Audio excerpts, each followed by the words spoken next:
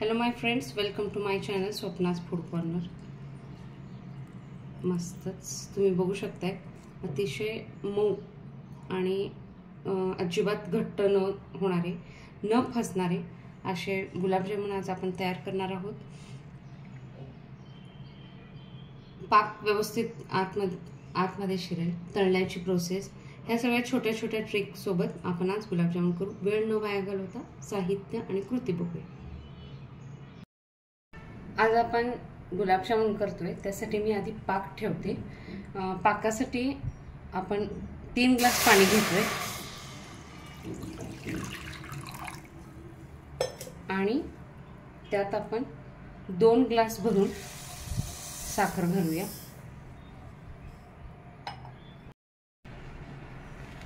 छान उकळी येऊ दे आणि आपला हा जो पाक आहे तो अगदी घट्ट किंवा 1 तारी 2 तारी असा पण नाहीये आणि अगदी पाण्यासारखं पातळ पण नाही। आपल्या लक्षात येईल गुलाबजामुनला कसं पाक पाहिजे, मी तुम्हाला तेही दाखवते।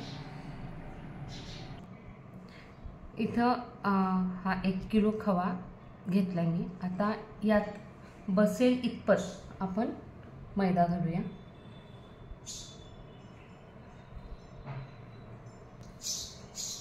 यात मी 2 वाटी मैदा घातले। आता आपण हे आधी व्यवस्थित मळून घेऊया। यात आपण अगदी चिमटभर सोडा घालूया। मैदा आणि खवा मळून तयार आहे। खव्यासाठी मैदा किती हे एक अंदाजे पण प्रमाण आपण घेऊ शकतो। आपण मळून घेतल्यानंतर याची एक गोळी करून बघायची।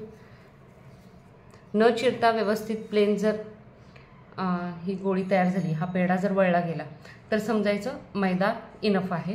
मग आपण आपलं हे आता पीठ तयार आहे, आपण याचे गुलाबजामुन वळवून घेऊया। हे गुलाबजामुनचे गोळ्या करून तयार आहेत। जवळजवळ एवढ्या खवा आणि मैद्यामध्ये 70 ते 75 गुलाबजामुन आरामात होतात। साईज पण मीडियम आहे, अगदी लहान पण नाही आणि अगदी मोठी पण नाही। तर आता आपण हे तळून घेऊया आणि पाक पण आपलं ऑलमोस्ट रेडी होत आहे। गुलाबजामुन तळण्यासाठी मी तर तेल तापत ठेवले कढईत। आता आपण अलगद एक एक असे गोळ्या सोडूया आणि मीडियम फ्लेमवर, हाय फ्लेमवर काय होईल, आतून कच्चं राहील आणि वरून तुम्हाला छान ब्राऊन असा रंग आलेला दिसेल। मीडियम फ्लेमवर आपण तळून घेतोय, ही दक्षता बाळगावी आणि ह्या छोट्या छोट्या टिप्स तुम्ही लक्षात ठेवा।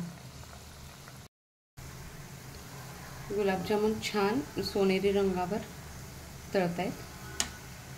सगळीकडून असं चमच्यानं हलवलं की एकसारखा त्याला रंग यायला मदत होईल।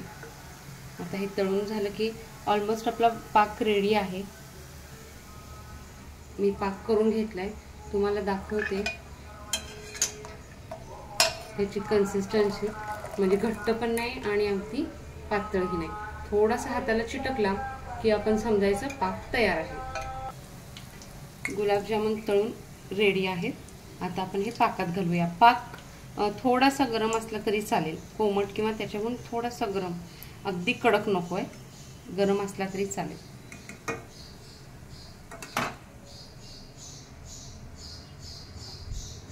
आता हे गुलाबजामुन आपण पाकात सोडूया आणि असे बाकीचे सगळे मी या पाकात घालते।